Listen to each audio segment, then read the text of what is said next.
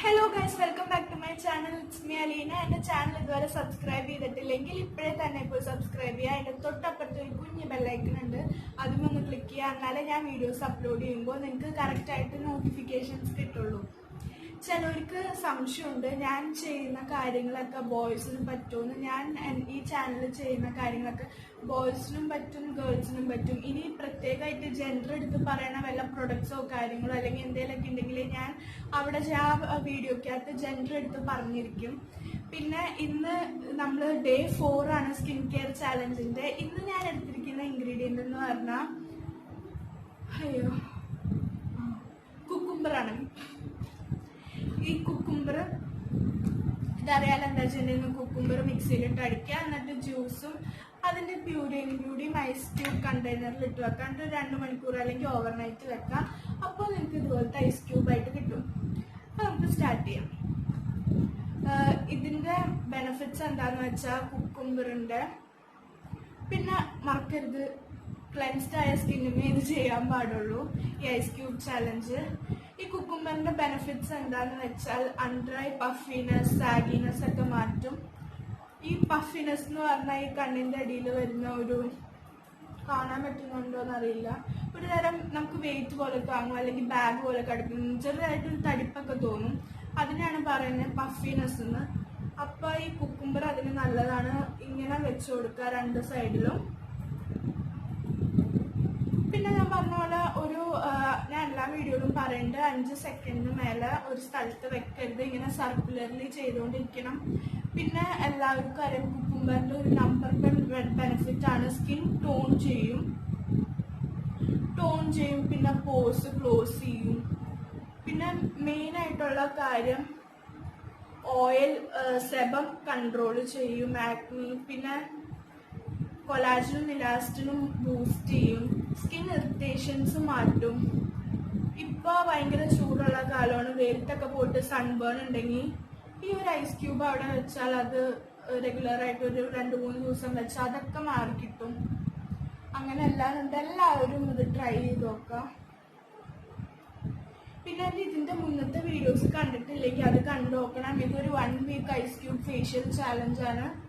ഇതിപ്പോ ഡേ 4 ആണ്. ഇതിന്റെ മുന്നത്തെ വീഡിയോസ് കണ്ടിട്ടില്ലെങ്കിൽ അത് പോയി കണ്ടു നോക്കണം കേട്ടോ.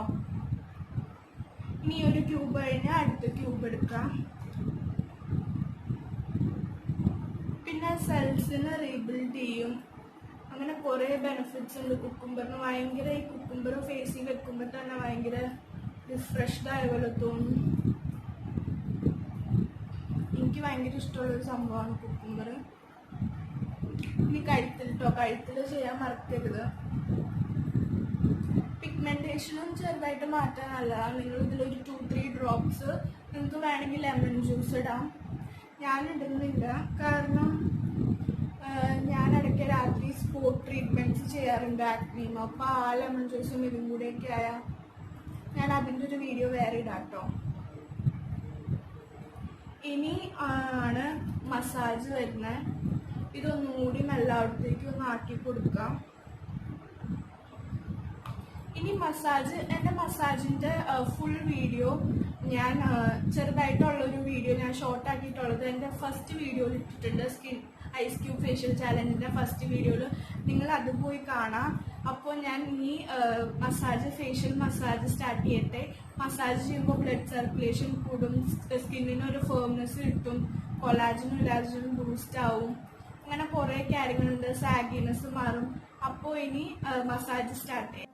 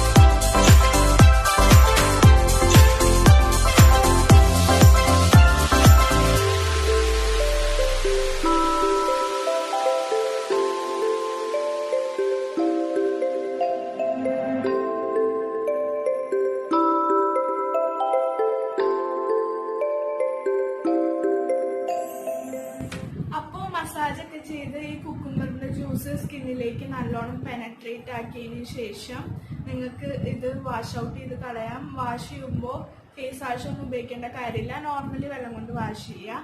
അപ്പൊ ഞാൻ വാഷ് ചെയ്തിട്ട് വരട്ടെ കേട്ടോ.